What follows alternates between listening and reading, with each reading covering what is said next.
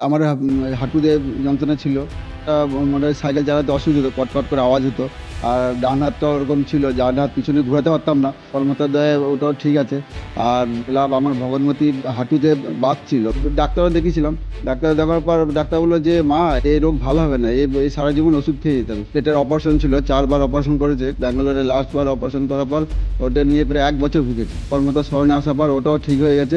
আমার ভগবতী বলেছিল যে, "আমি কোনদিন শাড়িও পরতে পারবো না। আর সাইকেলও চালাতে হবে না।" তা সে আমার ভগবতী এখন সাইকেল তো নিজে চালাচ্ছি। আমার ছেলে একটা বড়, ওই ছেলেকেও চাপিয়ে আবার তার সঙ্গে যায় সেন্টারে। এই তো লাভ পেয়েছি। আরেকটা লাভ হচ্ছে গিয়ে আমার বাবা হচ্ছে গিয়ে প্যারালাইসিস মানে হয়েছিল।